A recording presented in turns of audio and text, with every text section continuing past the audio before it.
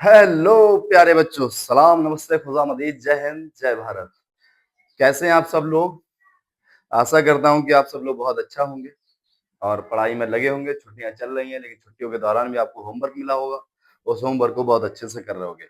हम लेके आए आज मैथमेटिक्स 10th की क्लास, जिसमें पीपीटी हमने बताया था तैयार हो गई बहुत अच्छे से और क्वेश्चंस हैं आपके 10वीं का। ये है निम्नलिखित संख्याओं के अभाज्य गुणनखंडों के गुणनफल के रूप में व्यक्त कीजिए। तो गुणनफल, अभाज्य संख्या है, ये सारा कुछ सीखने के बाद हम एक्सरसाइज पाएंगे। तो आओ थोड़ी सी वार्तालाप कर लेते हैं बच्चों। बात तो करनी पड़ेगी, बात तो करनी पड़ेगी।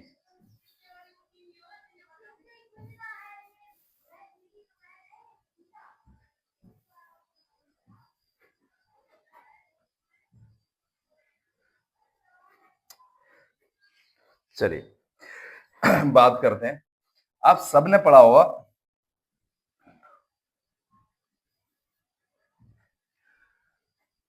चैप्टर का नाम है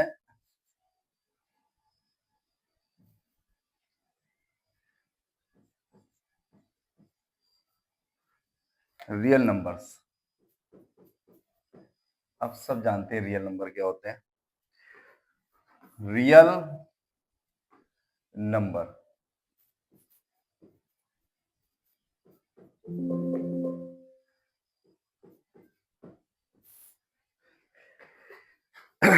इंग्लिश में कहते हैं और हिंदी में हम कहते हैं बच्चों वास्तविक संख्याएं।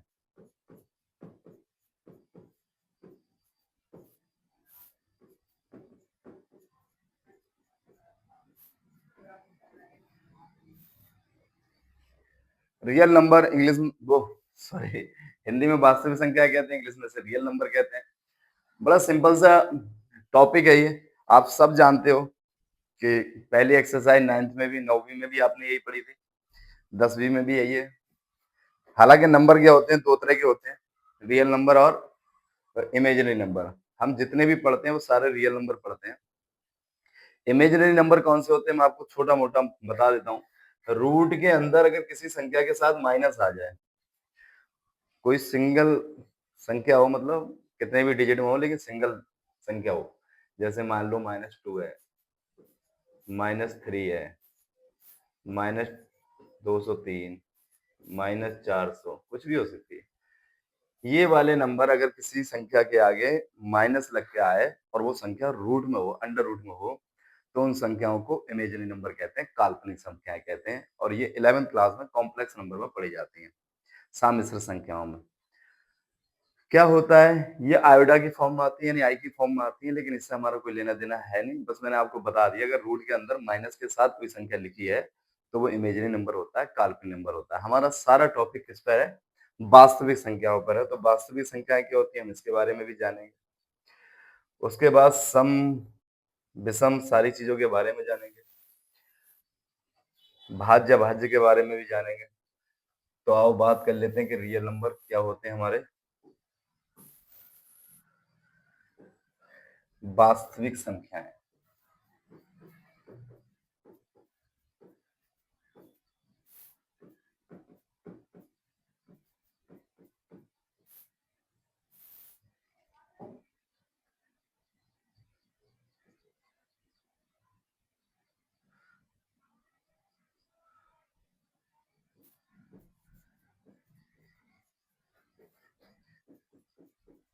Real numbers.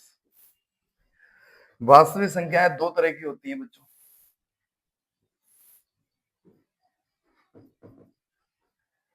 एक होती है हमारी परिमेय,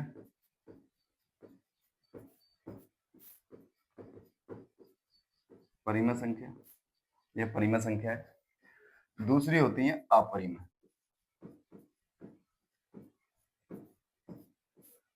परिमेय और अपरिमेय इंग्लिश में बोलते हैं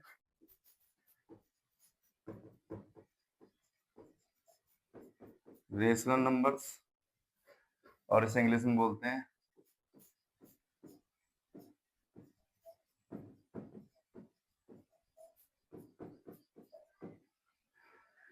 रेशनल नंबर और इरेशनल नंबर कहते हैं इंग्लिश में, परिमेय और अपरिमेय। परिमेय संख्या क्या होती है समझ लीजिए, वे संख्याएं जिन्हें हम p अपॉन क्यू के रूप में लिखते हैं, वे संख्याएं जिन्हें हम p अपॉन क्यू के फॉर्म में लिखते हैं, but Q not equal to zero, Q zero के इक्वल नहीं होता है, वे संख्याएं परिमेय संख्याएं कहलाती हैं। आप सबने पढ़ा है, इसमें कुछ नया नहीं है कि वे संख्याएं जो p अपॉन क्यू की फॉर्म में हो, अंश बटे हर के रूप में हो, और नीचे जीरो नहीं होना चाहिए, बस नीचे जीरो ना हो ऊपर जीरो हो चलेगा, लेकिन नीचे जीरो ना, अगर नीचे जीरो आ जाएगा तो वैसी परिमेय संख्या नहीं होगी, वो क्या हो जाएगी अपरिभाषित हो जाएगी, इनफाइनाइट हो जाएगी। अपरिमेय संख्याएं कौन सी होती हैं? अपरिमेय संख्याएं वो होती हैं जो p अपॉन क्यू की फॉर्म में नहीं लिखी जा सकती, यानी कि निश्चित हो सकती है, ये भी हो सकती है, वो मतलब ये भी ये नहीं हो सकती।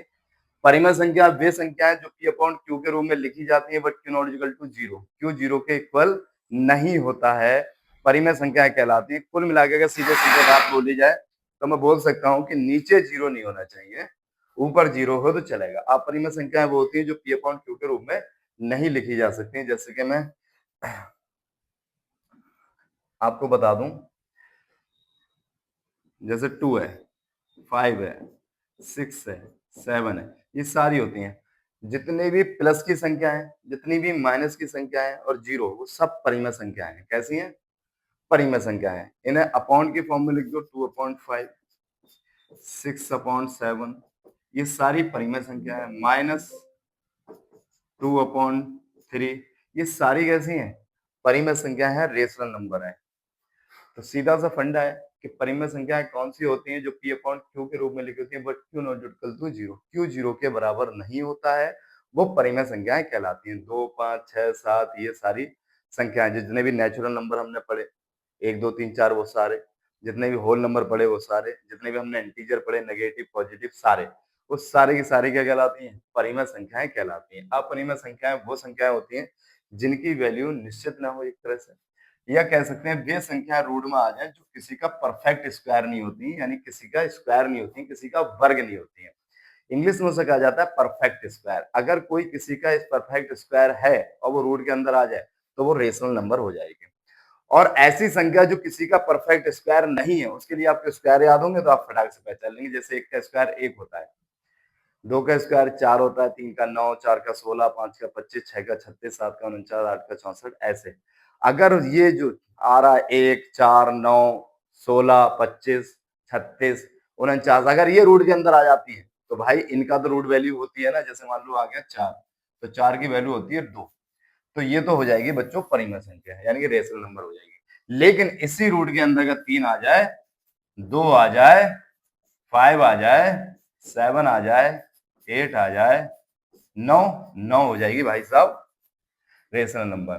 10 आ जाए, 11 आ जाए, ये वो संख्या है जो किसी का स्क्वायर नहीं होती, किसी भी संख्या का स्क्वायर नहीं है, ये किसी भी संख्या का स्क्वायर नहीं है, यानी परफेक्ट स्क्वायर नहीं है, तो ये रूट के अंदर आ गई तो ये अपरिमेय संख्या होगी, सीधी सी बात है। पाई याद रखेंगे, ये कैसी है? अपरिमेय संख्या है। समझ में आया? वे संख्याएं रूट में आ जाए जो किसी का परफेक्ट स्क्वायर यानी किसी का स्क्वायर नहीं होती है, वो सारी की सारी अपरिमेय संख्याएं होती हैं। एक बात और याद रखेंगे, इसे हम पढ़ लेते हैं डेसिमल की फॉर्म में, टर्मिनेटिंग और नॉन टर्मिनेटिंग की फॉर्म में पढ़ लेते हैं पहले। अगर ये समझ में आ गया होगा तो फिर आगे का समझ में आ जाएगा। वे संख्याएं जो p अपॉन क्यू के रूप में लिखी, ये कैसे p अपॉन क्यू के रूप में कह रहे हो? आप सोच रहे होगे कि 2 है साहब, ये तो कुछ है ही नहीं, कुछ ऊपर हो कुछ नीचे हो, तो इसके नीचे कुछ नहीं है तो क्या माना जाएगा? 1। तो देखिए ये p की वैल्यू हो गई और ये q की वैल्यू हो गई, और नीचे q जो है वो 0 के बराबर नहीं होनी चाहिए, तो नीचे 0 नहीं है। अगर नीचे 0 आ गया ऐसे, तो भाई अपरिभाषित संख्या हो जाती है, इनफाइनाइट हो जाती है, तो ये वाली संख्या नहीं होनी चाहिए। क्या? अगर ऊपर 0 आ गया तो हाँ परिमेय संख्या है, क्योंकि इसके अबाउट में कुछ नहीं है तो 1 है। नीचे 0 नहीं होना चाहिए, कुल मिला के ये है। और अपरिमेय संख्याएं वे संख्याएं रूट में आ जाए जो किसी का परफेक्ट स्क्वायर नहीं होती हैं, अपरिमेय संख्या हो जाती है। इन्हीं संख्याओं के साथ अगर हम माइनस लगा लें तो ये पहुंच जाएंगे काल्पनिक संख्या, यानी इमेजिनरी नंबर बन जाएंगे। तो समझ में आ गया होगा, परिमेय संख्याएं वे संख्याएं होती हैं जो p अपॉन क्यू की फॉर्म में होती है, रूप में होती हैं, और क्यू 0 के बराबर नहीं होता है, यानी कुल मिलाकर नीचे 0 नहीं होना चाहिए, तो वो सारी संख्याएं, जितने भी नेचुरल नंबर बड़े प्राकृत संख्या है वो परिमेय संख्या है, होल नंबर संपूर्ण संख्या परिमेय संख्या है, positive integer negative integer zero integer वो सारी के सारे परिमेय संख्याएं होती हैं। ठीक है, ये अपरिमेय संख्या आप याद रखोगे। इसे पढ़ते हैं हम डेसिमल की फॉर्म में। कौन सी फॉर्म में?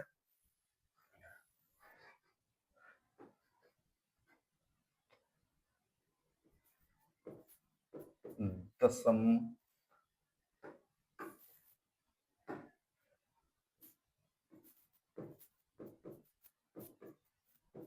दशमलव डेसिमल नंबर्स। दशमलव संख्याएं डेसिमल नंबर्स के होते हैं, बड़ा सिंपल होते हैं। दो तरह के होते हैं। जिन संख्याओं में दशमलव होता है उन्हें हम डेसिमल नंबर्स कहते हैं, यानी दशमलव संख्याएं कहते हैं। जिन संख्याओं में पॉइंट आ जाता है, जैसे 2.3, 2.3, 4, 5, कुछ भी हो सकती हैं। तो ये दो तरह की होती हैं। एक होती है टर्मिनेटिंग,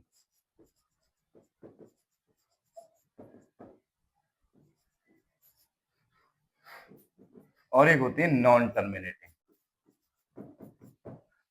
टर्मिनेटिंग और नॉन टर्मिनेटिंग। टर्मिनेटिंग को हिंदी में कहते हैं शांत। क्या कहते हैं? शांत। ऐसे भी लिख सकते हो, कुछ लोग बड़े साल से लिखते हैं। एक होती है अशांत। शांत और अशांत, इन्हें अशांत कहते हैं। टर्मिनेटिंग शांत कौन सी होती है? शांत वो होती है जैसे किसी संख्या से किसी संख्या को डिवाइड कर रहे हो, डिवाइड करते करते वो खत्म हो जाए, यानी डिवाइड होना बंद हो जाए, तो उन्हें टर्मिनेटिंग कहते हैं। क्या कहते हैं? टर्मिनेटिंग। कुछ संख्या ऐसी होती है डिवाइड करते रहो करते रहो करते रहो, वो खत्म ही नहीं होती है, वो खत्म ही नहीं होती, चलती जाएंगी चलती जाएंगी चलती जाएंगी, तो क्या कहलाती है? नॉन टर्मिनेटिंग कहलाती है। मैं एग्जांपल बता देता हूँ। मान लीजिए यहाँ पर है,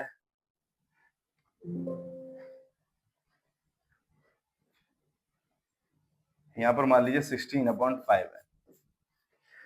इसे डिवाइड करके देखते हैं।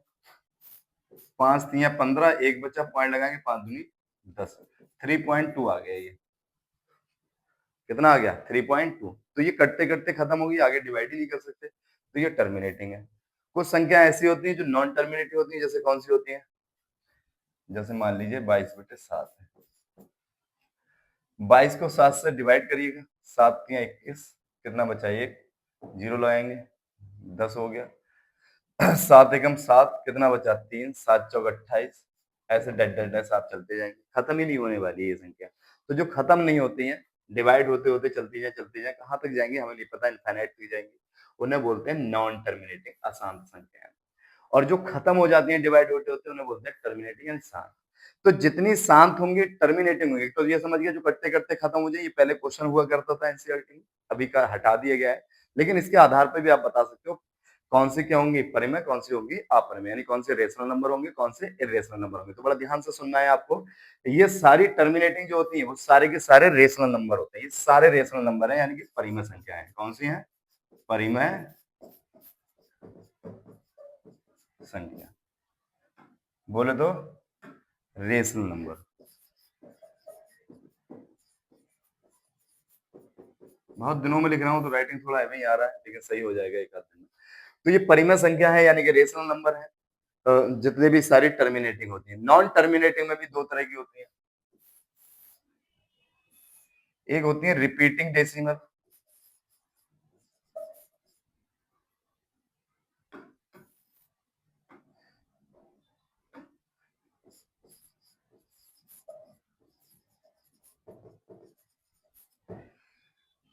नॉन टर्मिनेटिंग रिपीटिंग डेसिमल, और एक होती है नॉन रिपीटिंग। रिपीटिंग और नॉन रिपीटिंग, तो दो तरह के नंबर मिलने वाले, एक तो रिपीटिंग, एक नॉन रिपीटिंग। रिपीटिंग का मतलब ये होता है कि दशमलव के बाद संख्या रिपीट करें, यानी पॉइंट के बाद जो संख्याएं आए वो क्या करने लगे? रिपीट करने लगे, बार बार वही आए, तो वो क्या कहलाती हैं? रिपीटिंग कहलाती है। नॉन रिपीटिंग जो रिपीट ना करें, कुछ भी आती रहे, रैंडमली आती रहे, कुछ भी आए, वो नॉन रिपीटिंग कहलाती है। मैं एग्जांपल उठा लेता हूँ इसका कोई भी। मान लीजिए मैंने उठा लिया 20/6, इसे काटता हूँ, 6 3 18, 2 बचा, 20 हो गया। फिर दोबारा करूंगा, 6 3 18, फिर 2 बचा, 6 3 18, 6 3 18, तो ये रिपीट हो रही है। तो जो संख्या रिपीट होती है वो रिपीटिंग डेसिमल कहलाती है, यानी कि non terminating repeating decimal numbers.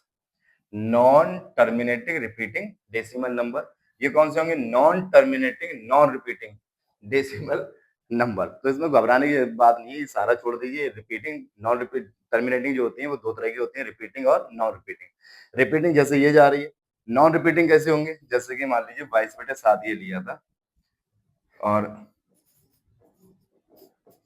अब इसे डिवाइड करते जाओ। 7 तियां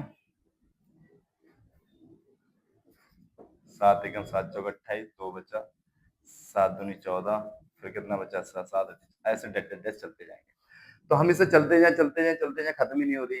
तो जो रिपीटिंग वाली होती है वो भी कैसी होती है? रेशनल नंबर होती है। कौन सी होंगी? रेशनल। ये भी रेशनल नंबर होंगे। ये कौन सी होंगी? ये रेशनल। तो आप समझ गए। मैंने बताया विदाउट डेसिमल नंबर के हिसाब से आप पढ़ाई है, पी अपॉन क्यू के फॉर्म में लिखे हो, क्यू जीरो के बराबर नहीं होना चाहिए, यानी कि संख्या के नीचे जीरो ना हो। वो जो भी संख्या लिखी होगी वो क्या होती है? ज्यादातर परिमेय संख्या होती है। अपरिमेय संख्याएं वो होती है जो पी अपॉन क्यू के रूप में नहीं लिखी जा सकती, यानी कि वे संख्याएं रूट के अंदर आ जाए जो किसी का परफेक्ट स्क्वायर नहीं होती, यानी किसी का वर्ग नहीं होती है, वो क्या कहलाती है? अपरिमेय संख्या, इरेशनल नंबर कहलाती है। दशमलव डेसिमल नंबर के आधार पर दो संख्या होती है, एक टर्मिनेटिंग होती है, टर्मिनेटिंग और नॉन टर्मिनेटिंग। टर्मिनेटिंग वो होती है जो दशमलव के बाद कटना, यानी पॉइंट के बाद कटना क्या हो जाती है? खत्म हो जाती है, समाप्त हो जाती है, उन्हें टर्मिनेटिंग कहते हैं। और नॉन टर्मिनेटिंग वो होती है जो पॉइंट के बाद कटती जाती है, कटती जाती है, कटती जाती है, खत्म नहीं होती है। और ये नॉन रिपीटिंग दो तरह की होती है, एक तो पॉइंट के बाद